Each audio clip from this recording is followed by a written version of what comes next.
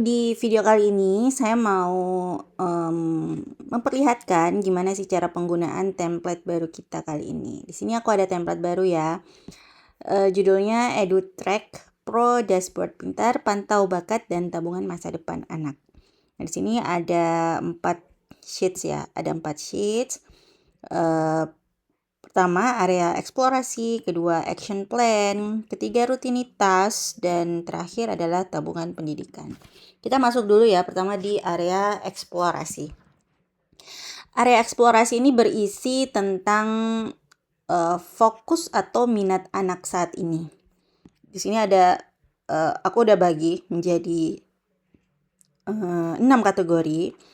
Yang pertama seni dan kreativitas, olahraga, akademik, bahasa, komunikasi, life skill, dan spiritual. Spiritual itu terkait agama ya. Nah, inisiatifnya aku bagi menjadi 3. Ada permintaan anak, ada arahan orang tua, dan pengaruh lingkungan. Kondisinya sekarang gimana? Misalnya lagi aktif nih, anaknya lagi aktif dengan minat ini, atau mungkin lagi coba-coba, atau sedang pending karena mungkin ada sesuatu ya. Atau mungkin ganti haluan.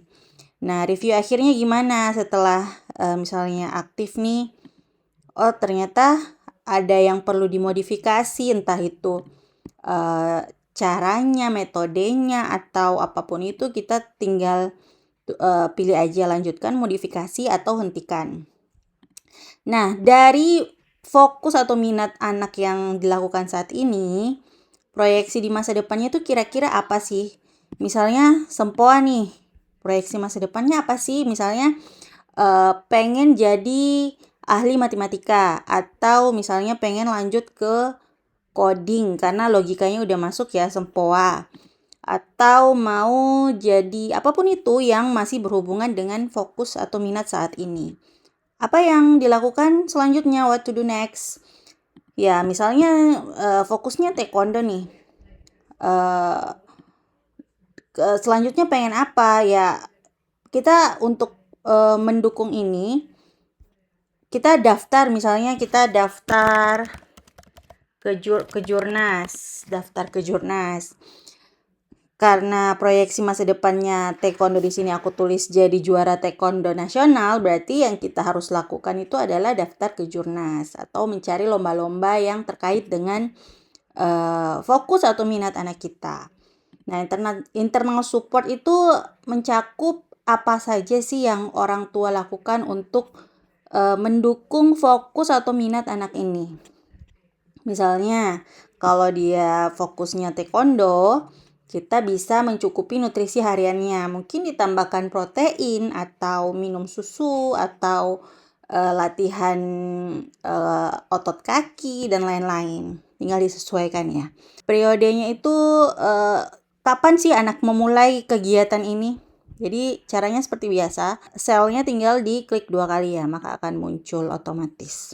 Nah, sekarang kita lanjut ke tab action plan. Action plan itu berisi tentang kebutuhannya apa sih dari fokus dan minat yang anak kita lakukan sebelumnya. Nah, di sini tuh ada otomatis ya. Jadi bagian ini nggak usah diubah-ubah lagi karena dia otomatis dari kolom yang sebelumnya sini, kolom fokus dan minat.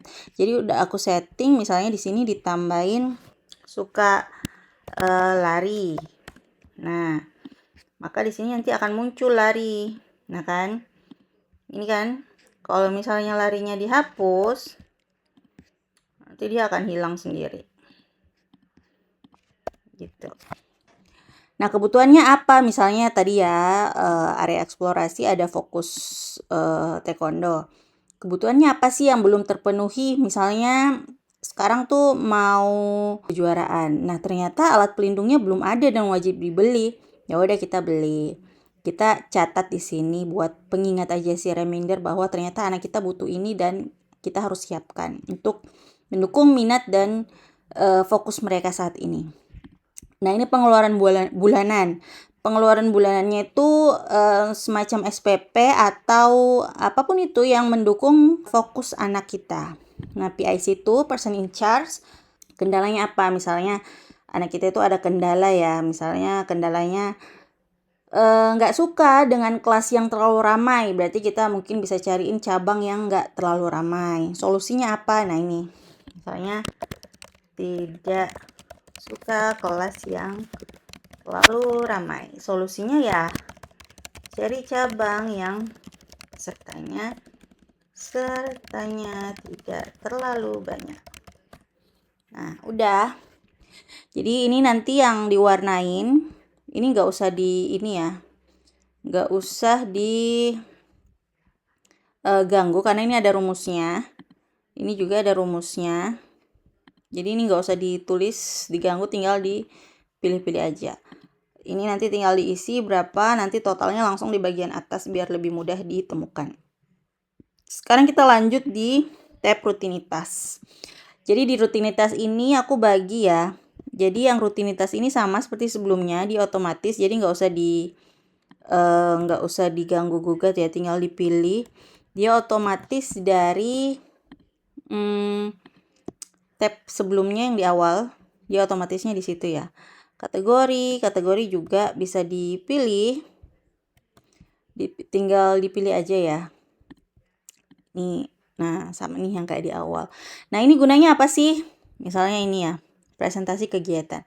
Misalnya kan satu pekan tuh ada 7 hari ya. Kita bisa lihat nih misalnya taekwondonya itu setiap hari Senin dan Kamis. Terus tahsinnya nggak pernah Senin sampai Jumat. Belajar sempoa misalnya dia itu Rabu Sabtu nih misalnya. Crafting, ternyata dia craftingnya di sini. Terus renang, ternyata dia renangnya cuma hari Ahad aja. Jadi kita bisa lihat nih grafiknya di sini. Grafiknya di atas ini berubah-ubah ya, sesuai dengan yang kita centang. Kita tinggal centang-centang aja. Jadi kita bisa lihat, oh ternyata hari Senin dari 100% harinya anakku, kegiatannya anakku yang rutinitas ini, total rutinitas ini, ternyata dia cuma 40% ya. Berarti ini juga 40% ya. Kita bisa lihat hari apa yang rutinitasnya itu lagi padat-padatnya dari persentase ini. Bisa dilihat di sini ya. Lalu ini juga level antusias. Jadi di sini level antusias ya. Kalau hijau berarti happy, yang kuning berarti anak merasa biasa aja. Kalau yang merah itu mungkin bisa anak ternyata dia lagi stres banget, lagi burn out dari kegiatan rutinitas harian ini. Dan karena ini per bulan ya, ini bisa diganti ya. Misalnya ini bisa diganti jadi bulan Juli. Nah, dari kegiatan ini, rutinitas ini, yang mana sih kira-kira yang menjadi juara domain? Kegiatan mana sih yang menjadi domainnya, juara domain terkait? Misalnya juara domain seni dan kreativitas. Nah, ternyata bulan ini tuh belum ada yang menjadi juara favoritnya dia.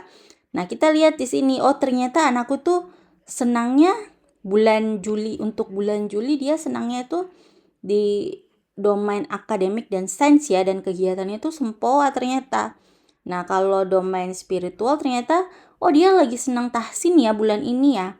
Ya udah, ini tuh bisa untuk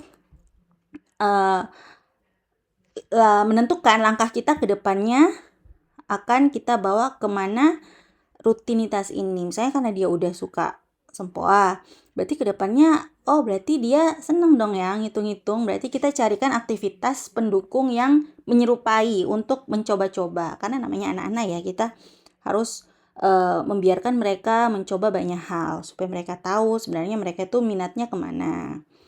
Nah udah, jadi karena ini cuma satu tab ya, sementara satu tab ini hanya untuk 1 bulan, jadi aku bakal ajarin cara duplikat tabnya. Caranya tuh tinggal ini, bisa diklik kanan kalau pakai laptop, kalau pakai HP bisa diklik ini tanda panahnya, lalu bisa diduplikasikan. Nah, nanti tinggal diubah aja namanya. Misalnya ini ya, rutinitas Juli. Kalau sebelumnya mungkin diganti jadi rutinitas Juni, dan begitulah seterusnya. Ini tinggal diganti-ganti aja ya. Nanti juga ininya tinggal diisi-isi ulang. Jadi rutinitas anak-anak tiap ini kan beda-beda ya, beda-beda. Jadi tinggal diisi-isi aja. Nah, sekarang kita masuk di tabungan pendidikan. Nah, yang part terserunya dari sheets ini, aku masukin bagian tabungan pendidikan beserta asumsi nilai inflasi yang akan kita hadapi ke depannya. Jadi misalnya ya, kita ingin masukkan anak kita ingin membuat tabungan pendidikan untuk anak kita masuk SMP. Anggaplah perkiraan biaya masuk SMP saat ini 30 juta ya. Anggap ya, ini bisa diisi sendiri ya. Terus kok siswa waktu ya? Ini sisa waktu. Sisa waktu yang kita harus tempuh dalam supaya anak kita bisa masuk SMP itu, misalnya saya 5 tahun lagi anak saya masuk SMP, berarti saya tulis 5 tahun dan tujuannya SMP. Dan asumsi nilai inflasi, asumsinya itu kalau inflasi pendidikan sih asumsinya 10% per tahun ya. Jadi kita itu harus mengumpulkan tabungan, target tabungan kita itu segini untuk biaya masuk SMP anak kita ke depannya untuk 5 tahun ke depan. Nah, gimana kalau SMA? Ya, ini tinggal diganti aja ditulis biasa. Ini tinggal ditulis biasa, berarti di sini 8 tahun. Anggaplah biaya saat ini masuk SMA. Ini asumsi aja ya, ini asumsi bisa beda-beda tiap sekolah yang ingin dituju. Makanya survei dulu ya. Nah, karena perkiraan biaya saat ini adalah 50 juta, berarti 8 tahun ke depan dengan asumsi nilai inflasi 10% per tahunnya, makanya kita harus mengumpulkan tabungan pendidikan masa depan anak kita sejumlah 107 juta sekian-sekian ya. Dan ini juga akan otomatis tanggal dimasukkan. Ini misalnya kita punya saldo awal nih. Misalnya anakku udah punya nih tabungan pendidikan 10 juta misalnya. Ya udah ini tinggal diisi. Jadi yang kalian boleh isi itu bagian yang berwarna putih-putih aja. Kalau yang ada warna lainnya termasuk kolom ini nggak usah diisi ya, nggak usah diisi. Nah, ini misalnya mau isi ya, misalnya hari ini. Tinggal diklik 2 kali ya. Kalau mau tombol hari itu tinggal diklik 2 kali. Misalnya hari ini ada rezeki masuk nih. Ada rezeki masuk. Aku mau nabung buat anakku. Aku barusan dapat duit misalnya 3.500.000 dari misalnya affiliate ya. Dari affiliate. Dia langsung masuk ke saldo sekarang. Dia ngitung. Jadi kita masih membutuhkan sejumlah ini untuk mencapai target dana ini. Dan ini juga ada dompet-dompet nih, icon-icon. Setiap ruang, misalnya kalian mau berapa banyak dompet di sini terlampir. Ini maksimal 174 aja ya. Kalau misalnya 175 dia akan merah, berarti udah kelebihan. Maksimal 174 dompet aja untuk memenuhi. Misalnya saya mau 50. Setiap ruang berisi 2 juta misalnya. Ini aku 55 aja deh. Karena targetnya 107. Nah, di sini karena saldo sekarang kita ada 28 juta, berarti dompetnya terisi baru segini. Baru 12, 13, 14. Yang sisanya ini nggak terisi berarti uang kita belum sampai. Kalau mau diisi ya ditambahin lagi tabungannya ya. Nah, misalnya terpaksa kita harus mengeluarkan uang 500.000. Kalau mengeluarkan uang berarti di depannya harus ada minus ya.